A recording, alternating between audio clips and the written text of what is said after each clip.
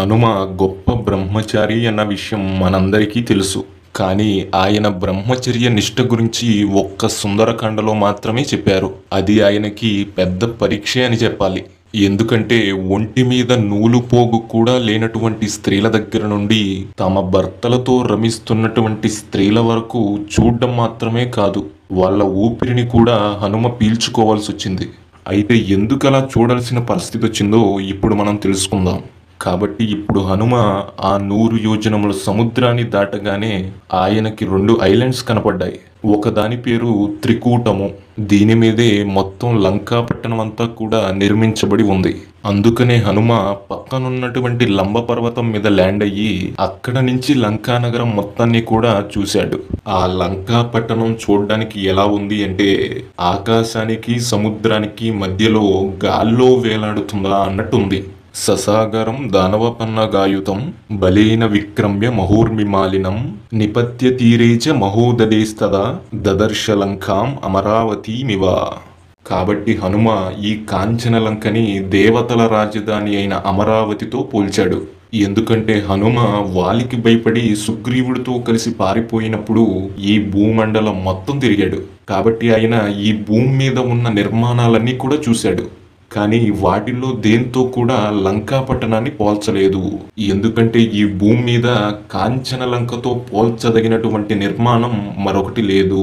కాబట్టి ఆ లంక చుట్టూ ఉన్నటువంటి కాంపౌండ్ వాల్స్ అన్ని కూడా బంగారంతోనూ వెండితోనూ నిర్మించి వజ్రాలతోనూ పగడాలతోనూ అలంకరించారట. అక్కడ ఉన్నటువంటి రోడ్లన్నీ కూడా బంగారంతో నిర్మించారు. పెద్ద పెద్ద ఆర్చులు, సింహద్వారాలు, దిగుడు బావులతో సహా అన్ని బంగారంతో నిర్మించబడి వాటి మీద వజ్ర వైడూర్యాలతో అలంకరించారట. కాబట్టి ఇప్పుడు హనుమ ఒక పిల్లి సైజ్ ఎంత ఉంటుందో అంత చిన్న కోతి పిల్లగా మారి లంకా పట్టణంలోకి ప్రవేశించారు. అయితే ఒక్కొక్క బిల్డింగు కూడా స్వచ్ఛమైన బంగారంతో నిర్మించబడి ఆకాశాన్ని అంటుకుంటుందా అన్నట్టున్నాయట. రకరకాల మనులతో ఆ బిల్డింగ్స్ అన్నిటినీ అలంకరించి వాటి మీద నేమ్ ప్లేట్స్ పెట్టారంట. అది రావణుడి చేత పరిపాలించబడుతుంది కాబట్టి ఎక్కడ చూసినా కటిక దరిద్రం ఉంటుందని అనుకుంటారేమో. ఆ లంకా పట్టణంలో ఎక్కడ చూసినా సరే లక్ష్మీ కళ ఉట్టి పడుతుందట. ఇప్పుడు హనుమ అక్కడ ఉన్నటువంటి రాక్షసుల్ని చూశాడు. వాళ్ళందరూ కూడా వికృతమైన రూపాల్లో ఉన్నారు. భయంకరమైన విచ్చుకత్తులు పట్టుకుని ఒకరి చేతి మీద ఒకరు కొట్టుకుంటూ వాళ్ళ శరీరాల్ని అక్కడ ఉన్నటువంటి స్త్రీల మీద పడేస్తూ ఒకవైపు కాపలా కాస్తానే అల్లరి కూడా చేస్తున్నారు. ఇప్పుడు హనుమ పిల్లిలాగా ఒక్కొక్క బిల్డింగ్ లోకి వెళ్ళడం మొదలెట్టారు. ఎందుకంటే సీతాదేవిని రావణాసురుడే తీసుకొచ్చాడని తెలుసు. కానీ ఎక్కడ దాచిపెట్టాడో తెలియదు. అసలు ప్రాణాలతో ఉందా లేదా చంపి తినేశారో కూడా తెలీదు. కాబట్టి హనుమ భవనాల్లోకి ప్రవేశించారు. అప్పటికే బాగా చీకటి పడిపోయింది కాబట్టి వాళ్ళందరూ రతి క్రీడలు ఆడుతున్నారు. అయినా సరే హనుమ మెల్లగా దగ్గరికి వెళ్ళి ఒక్కొక్క స్త్రీని పరీక్ష పెట్టి చూశాడు. ఎందుకంటే రాముడు వెళ్లే ముందు కొన్ని గుర్తులు చెప్పాడు. ఇటువంటి లక్షణాలతో ఉన్న స్త్రీని నువ్వు సీతమ్మ అని గుర్తించు. ఇప్పుడు హనుమ అంతఃపురంలోకి ప్రవేశించాడు. లోపలికి వెళ్లే కొద్దీ మరింత అందగత్తెలైనటువంటి స్త్రీలు కనపడుతున్నారు. కేవలం రాక్షస జాతికి చెందిన వారు మాత్రమే కాదు, దేవకన్యలు, గంధర్వ కన్యలు, యక్షకన్యలు కూడా వాళ్ళ బాయ్ ఫ్రెండ్స్ తో రమిస్తున్నారు. ఇప్పుడు హనుమ కాస్త దూరంగా నుంచుని వాళ్ళందరి ముఖాల్ని చూశాడు. అయితే వాళ్ళందరూ కూడా రకరకాల మద్యాలు సేవించి సుఖాన్ని అనుభవిస్తున్నారు. అయితే వాళ్ళ నోట్లోంచి ముక్కులోంచి వచ్చే గాలి హనుమకు తగులుతుందట. అయినా సరే అది అద్భుతమైన పరిమళాన్ని వెదజిమ్ముతుంది. ఎందుకంటే వాళ్ళు తాగింది చీప్ లిక్కర్ కాదంట, అది వీరరసంతో సమానం. ఇప్పుడు హనుమ ఇంకొద్దిగా లోపలికి వెళ్ళారు. అక్కడ మరింత అందమైన స్త్రీలు కనపడ్డారట. వాళ్ళలో కొంతమంది మద్యాన్ని సేవిస్తూ వాళ్ళ పార్ట్నర్స్ తో ఎంజాయ్ చేస్తున్నారు. మరి కొంతమంది స్త్రీలు జత దొరక్కని పక్షుల్లాగా కిటికీల దగ్గర నుంచుని ప్రకృతిని చూస్తున్నారు. ఇప్పుడు మీకు ఒక అనుమానం రావచ్చు, అదేంటండి హనుమ ఎక్కడికి వెళ్ళినా అమ్మాయిలే ఉంటున్నారు, కావాలని వెళ్తున్నాడా ఏంటి అని. నిజానికి ఆయన కావాలనే అక్కడికి వెళ్ళాడు. ఎందుకంటే సీతాదేవి ఆడది కాబట్టి ఆడవాళ్ళ మధ్యలోనే వెతకాల్సి ఉంటుంది. ఇవన్నీ చూసి హనుమ చాలా బాధపడ్డాడట. ఎందుకంటే నేను ఆ జన్మ బ్రహ్మచారిని, అలాంటిది ఇటువంటి దృశ్యాలు చూస్తున్నానే అని ఆయన మనసులో అనుకున్నాడట. కేవలం ఆ స్త్రీలు సీతాదేవో కాదో కన్ఫర్మ్ చేసుకోవడానికే చూశాను తప్ప అసలు వాళ్ళ ముఖాలు కూడా నాకు గుర్తులేవు. నిజానికి ఒక బ్రహ్మచారి ఎలాంటివైతే కళ్ళతో చూడకూడదో, ఎలాంటి శబ్దాలైతే చెవులతో వినకూడదో, ఎలాంటి స్పర్శలకి దూరంగా ఉండాలో అవన్నీ ఈయన ఒక్క దెబ్బకి బ్రేక్ చేసేసాడు. అయినా సరే నిగ్రహం కోల్పోలేదు కదా. అసలు ఈ సీత దొరికితే దొరికింది, లేకపోతే లేదు, ఇంకా ఇక్కడే ఉంటే నా బ్రహ్మచర్యం పోయేలా ఉంది అని భయపడి పారిపోలేదు. కాబట్టి ఇప్పుడు హనుమ రావణాసురుడి ప్యాలెస్ దగ్గరికి వచ్చాడు. అసలు ఆ భవనాన్ని చూసేసరికి హనుమ అంతటి వాడికి దిమ్మ తిరిగిందట. ఎందుకంటే ఆ రావణుడి భవనానికి ఉన్న కిటికీల్ని గుమ్మాల్ని చూడ్డానికే హనుమ చాలా బలంతో చూడాల్సి వచ్చిందట. చూడ్డానికి బలవెందుకు అంటారేమో, ఎందుకంటే ఈయన వచ్చిన పని కూడా మర్చిపోయేలా చేసేంత వైభవంగా ఉందట లంకాపట్టణం. అంటే ఈ భూమండలం మీద మాత్రమే కాదు, మొత్తం 3 లోకాల్లో ఉన్న విలువైన వస్తువులు ఏవైతే ఉన్నాయో అవన్నీ కూడా కాంచన లంకలో దర్శనమిస్తున్నాయంట. ఇప్పుడైనా రావణుడి అంతఃపురంలోకి వెళ్లే ప్రయత్నం చేశారు, కానీ అప్పటికే చాలా మంది రాక్షసులు మెలకువగా ఉన్నారు. అందుకనే ఇంకా అర్ధరాత్రి అయినాక వెళ్ళొచ్చని ఆయన వెనక్కొచ్చాడు.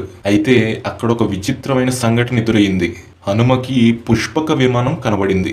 ఈ పుష్పక విమానం గురించి చాలా చెప్పారనుకోండి, ఇప్పుడు అదంతా చెప్తే వీడియో చాలా లాంగ్ అయిపోతుంది. కాబట్టి ఇప్పుడు అర్ధరాత్రి అయింది. ఇప్పుడు హనుమ రావణాసురుడి బెడ్రూమ్లోకి వెళ్ళాడు. అయితే అక్కడ చుట్టూ కొన్ని వేల మంది స్త్రీలు పడుకుని ఉన్నారు.